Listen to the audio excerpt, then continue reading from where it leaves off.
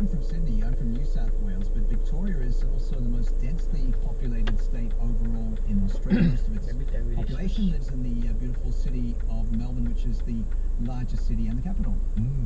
So why are companies in Victoria eyeing to expand their businesses in not just Singapore but also in Southeast Asia? To answer all of those questions this morning, Brett Stevens, State Governor of Victoria's Commissioner to Southeast Asia. Brett, good morning. Welcome to the studio. Good morning. Thank you very much. Well, Brett, why is Global Victoria and other Victorian companies looking at Singapore and other Southeast Asian countries to grow and expand their businesses, and what strategies do you have to target into Singapore specifically? All right, so I suppose the first question there is why Singapore?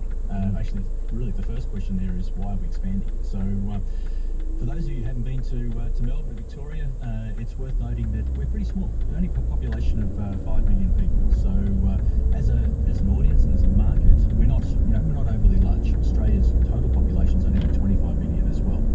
So when we look at our business expansion and where our markets are, it's not necessarily domestic. We have to focus on an international play, and the obvious partner and the obvious target audience immediately is right on our doorstep in Southeast Asia. Brett, in terms of strategies targeting with regard to Singapore, what kind of strategies are in play here? The major focus has been through relationship development and actually through the establishment of our presence here. So Singapore's a little bit different in the way that we traditionally have engaged with other partners here in Southeast Asia, and primarily that's because we've got this really strong, mature, sophisticated relationship. There's not too many people who, when I'm talking, walking around the streets in Singapore, that I have to explain where Melbourne is. That's true. We've got second, third generation Singaporeans who have their grandparents have studied in Melbourne, their parents, they're now studying in Melbourne. So we've already got this fantastic alumni, or essentially these mini ambassadors that are already engaging and doing businesses between Victoria and Singapore.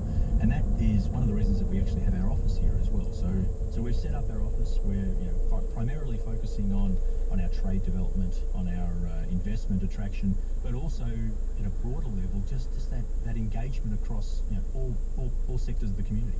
Speaking to Brett Stevens, State Government of Victoria's Commissioner to Southeast Asia, about the strong business ties between Singapore and Victoria. I mean, you mentioned the population of Melbourne around 5 million.